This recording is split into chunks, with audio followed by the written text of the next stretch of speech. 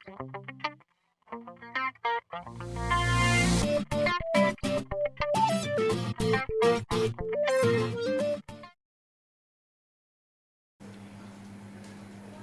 Sri ada betul. Isu yang seterusnya yang dibangkitkan ialah isu benih padi sah. Yang berhormat Pokok Sena, Yang berhormat Jerai, yang berhormat Kuala Kedah telah pun membangkitkan isu-isu pelaksanaan benih padi sah seperti pembekalan kontrak dan juga kualiti benih padi sah. Saya nak jelaskan kepada yang ahli yang berhormat bahawa program insentif benih padi sah telah pun diperkenalkan kepada petani mulai tahun 2007. Tujuannya adalah untuk menggalakkan pesawah menggunakan benih padi yang bermutu tinggi dan disahkan, dan juga untuk kita meningkatkan hasil pengeluaran padi, dan juga untuk membantu pesawah mendapatkan bekalan benih yang lebih murah dan juga berkualiti. Sewaktu skim ini kita perkenalkan mulai tahun 2007, 2008, 2009, hanya 3 tahun ini dia bagi cara running terus. Hanya 5 syarikat yang dapat. Dan apabila kita melihat bahawa syarikat-syarikat yang diberikan tawaran ini, mereka menggunakan sistem macam sistem payung, dan kita dapati ada syarikat-syarikat ini mereka tidak ada kilang lodi yang sendiri. Kerana sebagai contoh, kalau saya kata satu syarikat itu dapat, dia akan sah kepada beberapa syarikat yang lain. Jadi apabila perkara ini berlaku dan kita dapat rumutan pada ketika itu bahawa banyak padi angin masih lagi berlaku, dan itu bila masuk tahun 2010,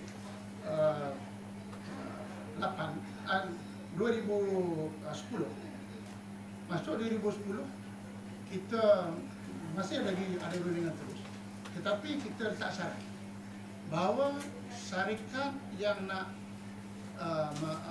mengambil bahagian dalam pengeluaran benih padi ini mesti mempunyai lodi sendiri. Kita dah tak bagi lagi lah, nak sab-sab.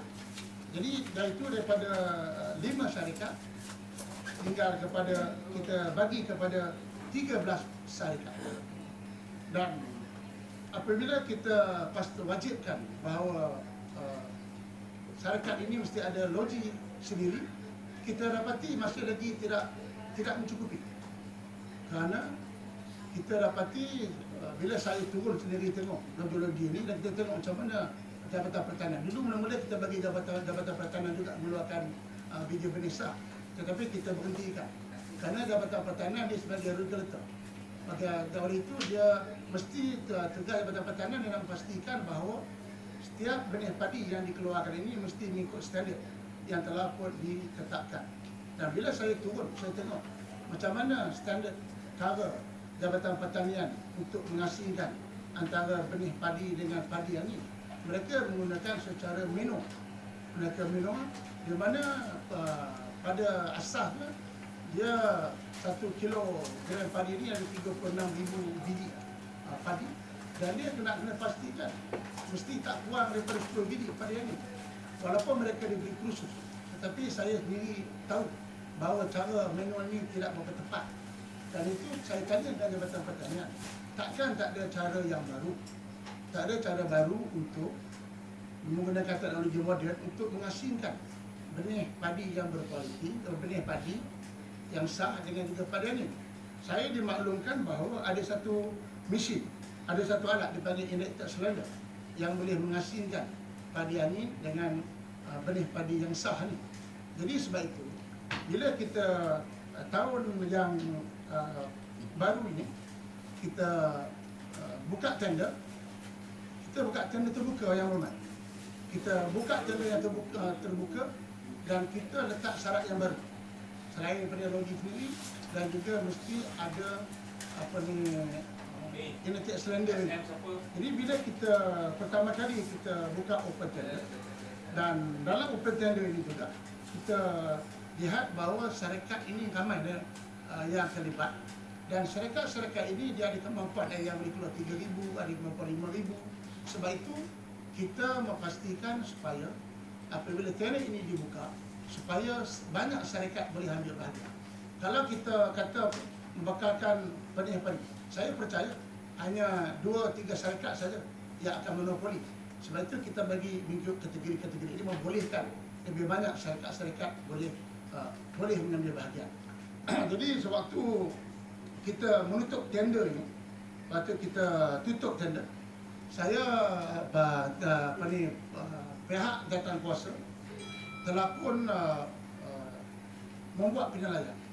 Dan ini tender pertama kali yang kita open tender. Jadi untuk menilaikan tender ni, saya difahamkan ada 2 jawatan kuasa. Satu jawatan kuasa teknikal yang turun sendiri melihat kilang-kilang memproses benih padi dan juga kapasiti. Dan juga yang satu lagi komite jawatan kuasa ialah jawatan kuasa kewangan untuk menilai kemampuan syarikat itu. Kalau diberikan beri mampu tak dia kewangan yang ada. Bila dua-dua jawatan kuasa ini memperakukan, barulah syarikat ini dimasukkan senarai pendek dan dibawa kepada jawatan kuasa tender. Saya difahamkan sewaktu tender ini ditutup hanya ada 5 syarikat saja. 5 syarikat saja yang layak. 5 syarikat yang layak ni, yang pertama ni kilang beras Jelapang Selatan daripada Muar, kemudian Pertubuhan Peladang kawasan Lahar Bubu. Yang ketiga Haji Makno Abdul Rahman. Yang keempat kilang beras Seri Merbuk, dan yang kelima OBL Maju Sdn Berhad. 5 saja. So saya difahamkan daripada 5 ini, sedangkan banyak yang dimohon masuk ada lebih 18 yang masuk. Dan syarikat-syarikat ini dia membuat rayuan. Dia kata sebab nak satu Bumi Putra, ada yang kata belum dapat satu Bumi Putra dan dia minta tangguh. Dan juga ada lagi yang tak sempat nak hantarkan perakuan kewangan. Jadi sebab itu jawatan kuasa memberikan kelonggaran supaya kita nak memberi peluang lebih banyak lagi syarikat-syarikat supaya dapat mengambil bahagian di dalam tender ini. Kerana tujuan kita ialah untuk kita nak memberi peluang kepada syarikat-syarikat yang berkelayakan, yang selama ini ada di antara mereka yang buat hanya sebagai subkon saja. Jadi itulah apa yang berhormat bangkitkan dapat surat daripada Kementerian Kewangan. Saya tengok yang dijadikan isu dalam media, dalam blog yang mengatakan bahawa agihan benih padi ini mengikut kroni dan sebagainya.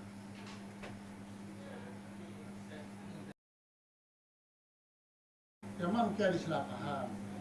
Yang kita kata yang tak cukup syarat apabila tender itu ditutup. Bila tender itu ditutup, hanya 5 syarikat saja memenuhi syarat. Termasuklah syarikat yang berhormat kategori saya, syarikat Seri Merbuk dengan Haji Makno ni. Kalau kata itu kroni saya, kalau ikut cukuplah 5. Kalau bagi 5 syarikat ni lebih baik, lebih ramai yang mana boleh dapat. Tetapi kita kata nak bagi ramai orang terlibat. Yang dikatakan kita bagi peluang mereka memukakan kewangan, laporan kewangan, dan juga kita membukakan supaya dia menggunakan indikator slender seperti PPK, seperti kadar Petri Sadong. Dia belum ada indikator slender, tetapi dia memberi perakuan. Dia buat satu resolusi mesyuarat PPK, dia kata dia akan menyediakan indikator slender.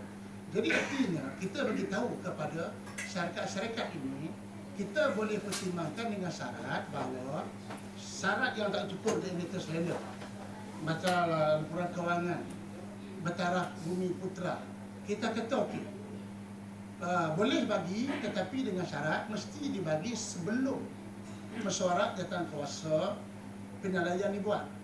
Jadi artinya sewaktu penilaian itu dibuat, syarikat-syarikat ini dah cukup syarat yang hormat. Yang saya kata tak cukup syarat itu, yang kewangan, Kementerian Kewangan tegur je lah. Kalau mengikut peraturan kewangan, hanya syarikat yang cukup syarat waktu term itu ditutup saja. Itu saja yang patut kita proses. Kalau itu caranya, di masyarakat saja yang akan dapat. Tetapi kita tahu ramai player lagi yang patut kita beri peluang. Sebab itu kita bagi kelonggaran. Daripada 5 kita tengok ada bertambah lagi 5 yang saya kata bagi kewangan, slender dan juga Tarah Bumi Putra. Jadi saya nak beritahu yang Mat tak kena selamat. Sewaktu tender ditutup, 5 syarikat saja layak. Yang lain dia tak cukup, dokumen-dokumen tak lengkap. Jadi mereka merayu.